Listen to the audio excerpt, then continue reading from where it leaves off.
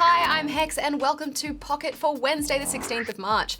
Today on the show, Valve's paid mods, Dark Zone antics, and trench warfare. Plus, I know Goose and Hingers have been doing a little bit to change the set and make it their own, so I've brought Geralt along for moral support. Good face. Alright, here's what's been making headlines. Sony held a PlayStation VR press conference at GDC this morning where they outlined the big features of their headset. Andrew House, president of Sony Computer Entertainment, took to the stage for a 13-minute power presentation in which he revealed that the headset will be arriving this October and will cost $400 US. So even with the Australia tax, the combined cost of the headset, move controller, and required camera will be around 650 Australian dollars. And that's about half the price of an imported Oculus or Vive. House also revealed that there are over 230 developers already working with PlayStation VR and that we can expect 50 games for this device by the end of 2016. Crytek have released their new game engine into the world. CryEngine 5 is now available through a pay-what-you-want business model. According to Crytek, they're offering developers everywhere total access to the engine's feature set and full engine source code for a fee of their choosing, and with no obligation to pay royalties or additional service charges. Buyers can send up to 70% of their chosen figure to Crytek's Indie Development Fund. Now, this should not be confused with Amazon's free Lumberyard engine, which was unveiled last month. Amazon's release is a modified version of CryEngine with a few extra bells and whistles. Lindsay Lohan's lawsuit against Grand Theft Auto 5 developer Rockstar and its parent company Take-Two is going ahead once more. In 2014, Lohan filed a suit against the developer for using her likeness in promoting the game. Rockstar countered with a plea to dismiss the suit, alleging that Lohan was pursuing them for publicity purposes. Well, overnight, Rockstar's pleas were dismissed by a New York Supreme Court judge, and the case will now go ahead. Gearbox CEO Randy Pitchford announced on Twitter that Battleborn has gone gold. Since development has wrapped up, the developers are now focusing on the upcoming beta, which they're yet to announce a date for. The game launches on Xbox One, PlayStation 4, and PC on the 3rd of May, so the beta is sure to hit our respective internets before then. Alright, well, I'm joined now by TV's Bajo to discuss our final news story. Hi. Hi. Hi, Miss Bendixson. Oh, you never hug me back. No. I'm giving you a half hug. It's a half. Stuff me! Are you happy with this here? Yes, it's pretty good. It's not in your way? I like its butt. It's quite large. You always go for the butts, man. Valve will be adding custom game passes to Dota 2, which will allow people to donate to community mods and receive in-game advantages in return. So for those who are unaware, mods are made with Valve's toolset, but hosted within the Dota 2 client, where they can be played for free. So developers are using Dota 2's assets to build dungeon crawlers, tower defenses, skill shot, deathmatch modes. It's a hive of creativity. So first of all, I mean, this is gonna, put people on the back foot already, because after that whole Skyrim mess, the mods that they charge people for, and then I think the developers of those mods were getting like 25% or something. Yeah, the problem with the Skyrim mod thing was it didn't seem like it needed to happen. Like Bethesda and Valve got together and said, hey, let's make some money off all these mods that are free. It's not like they were really offering any extra support. But they tried to make it out like it was a thing to support the community and the people that were making these mods, and yet that community were benefiting from it very little. Yeah. So it was a bit of a rot. This is going to be different though, because the way it works is you kind of buy a custom game pass. So players will cough up basically $1 US for one of these game passes, and then for 30 days you get to play with advantages in-game. So you're paying kind of a fee for access for a month, and you kind of give back while getting some reward, which is kind of cool.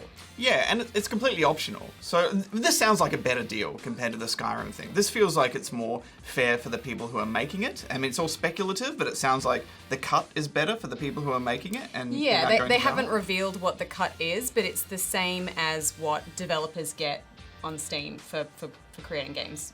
And the good thing is Valve are actually curating which ones you can choose to support, So it's not like if 3 people get together and make a little one and it's very basic, then that will be up there. It's not going to be flooded with heaps of games. You'll know that if you're going to support one of these... It's going to be quality. Yeah, it's going to be quality. And the first one that they're doing is Roche Pit Champions. So the deal with this particular pass, what you get is extra character slots and stash space, as well as XP and loot bonuses for the month that the pass is active. So that's pretty good. It's a pretty good deal. And once again, you don't have to spend the pretty dollar. good deal. It's a pretty good deal. Once again, you don't have to spend the dollar. Like, you can just go and play this play it for probably free. awesome mod. But you'll be playing with other people who maybe have paid the dollar and are getting those benefits. But they don't seem like benefits that are going to like give them some massive advantage in game. But you know, I think slots are always good. If you're going to support, a budding new developer or someone who's really put a lot of time into this kind of thing, I mean, $1 isn't too bad. And $1 is less than what do they always say? The price of a coffee. The price of a coffee is like $4.50, and if you get soy milk, it's like $8. But I would buy that for $1.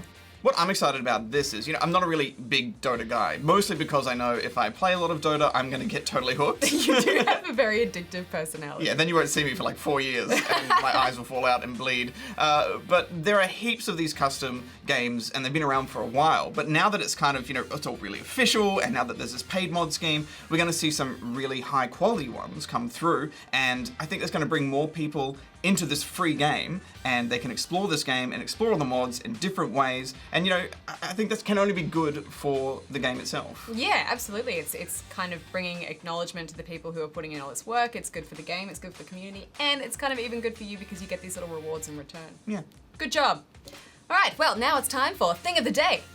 Thing of the Day. That's how I do it.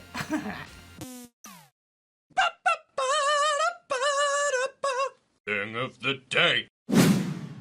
YouTuber Quasi demonstrated the truly ruthless nature required to be a Division agent. Quasi turned coat against his friendly group of Dark Zone companions, murdering the lot of them and stealing their loot in the PvP zone. Brutal. 15 seconds. Oh God, your man Where's the side entrance? It's over here. Confirmed. Cargo secured. Thing of the Day. Well, some of you may or may not know that it is Good Game's 10th anniversary this year. Very exciting. Yes. Gonna have a bit of a party. We're going to have a mad party. Yeah, lots of cool things to celebrate. We've got our kind of 10th anniversary birthday special coming up later in the year. We have some live shows as well, and to celebrate all of that, we went out and shot this really cool thing the other week at a really cool location. It's not often that we get to leave the studio, is it? Yeah, it was weird being in the sun for such a long period of time. Yeah. And now I don't need to go to the gym for the rest of the year. There's a lot of running about. It was very cool. We had big fake guns and stuff. We dressed up to look heaps cool badass. We looked badass. We did look pretty We looked badass. like the real deal. There were people walking around, they're like, whoa, we're backing out of here. What's going There's some on hardcore here? army guys here, like panting heavily on the ground with asthma. And we shot at this old fort in Middlehead. Middlehead Fort in Yeah. Mossman. Yeah, it was pretty cool. Yeah, it was awesome. But they told us not to drive too far, because if we drove past where they've got all the cannons, the ground would collapse. Yeah, you know what else I read? There was like a little information thing there, Yeah. as there often are with like historical sites and stuff, and they were like, and this is where, people would wait and be prepared for the war and stuff like that, and so they had this like faux torture chamber where they would like, do that thing where they like dunk them in the water and Waterboarding. Waterboarding, Like yeah. practice torture room. Yeah, to prepare them for, Wow. capture in the war. Wow. So I feel like I would walk through there and I felt the ghosts of terror and pain. So were we being disrespectful, running around with, plastic guns and roly-poling about the place?